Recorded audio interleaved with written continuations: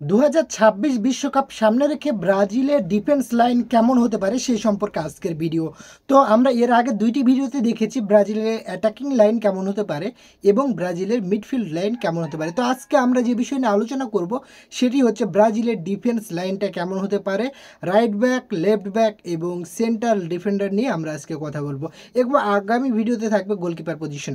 তো যদি বরাবরই বলা যায় ব্রাজিলের সেন্টার ব্যাক নিয়ে, তাহলে সেন্টার ব্যাকে কিন্তু এমন কিছু খেলোয়াড় আছে যারা কিন্তু বড় বড় ক্লাবে খেলে।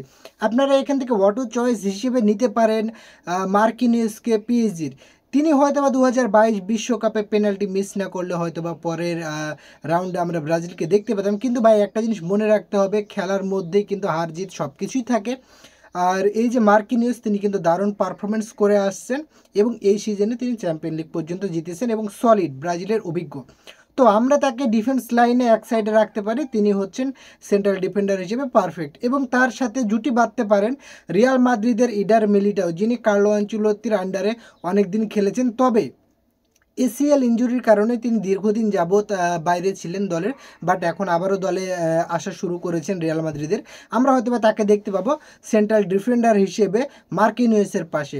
এছাড়া তাদের সাবস্টিটিউট হিসেবে আরও একটা সলিড ডিফেন্ডার আমরা দেখতে পারি, সেটা হচ্ছে আর্সেনালের গ্যাব্রিয়েল মাগালেস। তো গ্যাব্রিয়েল মাগালেসকে আমরা তার সাবস্টিটিউট হিসেবে দেখতে পারি এবং আরও একজন সাবস্টিটিউট যদি আমরা ধরতে যাই, তাহলে সেক্ষেত্রে আমরা পিএসজির আরও একজন ব্রাজিলিয়ান পেয়ে যাব, তিনি হচ্ছেন লুকাস বেরালদো। তো আমরা এখানে চারজন ডিফেন্ডার যদি ধরতে যাই, তাহলে আমরা এখান থেকে মার্কিনিউস এবং মিলিটাও, এই দুইজনকে মেন স্কোয়াডে রাখতে চাচ্ছি এবং বাকি দুটোকে আমরা সাবস্টিটিউট হিসেবে রাখতে চাচ্ছি। বিশ্বকাপ আসতে অনেক দিন দেরি, এর মধ্যে অনেক ফর্ম প্লেয়ার আসতেও পারে, অনেক ইনজুরির জন্য বাদও যেতে পারে। তো এটা জাস্ট আমাদের একটা প্রেডিকশন, কারণ বর্তমান ফর্ম বিচারের উপর ভিত্তি করে আমি এটা বলতেছি। তো আপনাদের মতামত যদি ভিন্ন হয়ে থাকে, তাহলে অবশ্যই আপনাদের মতামতটা একটু কমেন্ট করে জানিয়ে দিবেন। যদি আমরা রাইট ব্যাক পজিশনের দিকে দেখতে যাই, তার আগে একটা কথা বলে নিই, ব্রাজিলে কিন্তু লেফট ব্যাক আর রাইট ব্যাক নিয়ে অনেক দিন যাবৎ ভুগতেছে। এই যে ব্রাজিলের একটা সময় ছিল, ব্রাজিলের হয়ে রবার্তো কার্লোস এবং হচ্ছে কাফু, তারা লেফট ব্যাক রাইট ব্যাক হিসেবে দারুণ পারফর্ম করেছিলেন।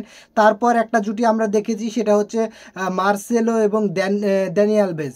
এরপর কিন্তু আর আমরা তেমন একটা জুটি পাই নাই, তবে আমরা হয়তো বা ধীরে ধীরে তেমন জুটি না পেলেও মোটামুটি একটা লেভেলে পেতে পারি।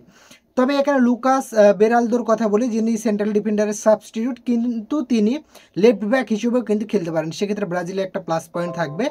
এবং আমরা যদি রাইট ব্যাক হিসেবে দেখতে যাই, রাইট ব্যাকে আমি তিনজন প্লেয়ারকে রেখেছি। তার মধ্যে একজন হচ্ছে ড্যানিলো, যিনি ফ্লোমিঙ্গোতে খেলেন, আর আমরা জানি ফ্লোমিঙ্গো এবার ক্লাব বিশ্বকাপে ভালো করে। কার্লো আনচেলত্তির একটা টান আছে যে ফ্লোমিঙ্গোর প্লেয়ারকে তিনি রাখবেন।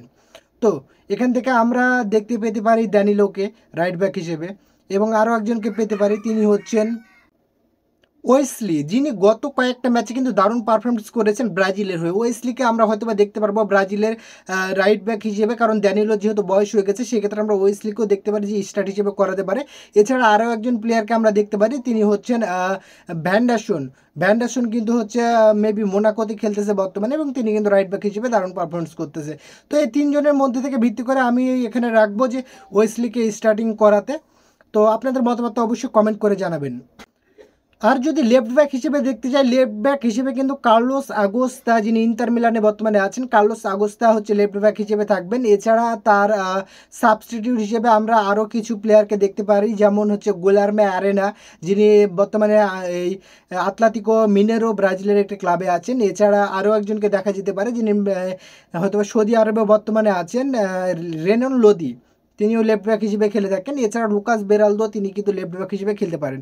তো এখানে দেখা যায় যে ব্রাজিলের লেফট, রাইট এবং সেন্ট্রাল মিডফিল্ড পজিশনে অনেক প্লেয়ার আছে। এখন দেখা যায় কার্লো আনচেলত্তি তার পছন্দ হিসেবে কাকে কাকে এখানে নেন এবং কী হিসেবে দলটা সাজান।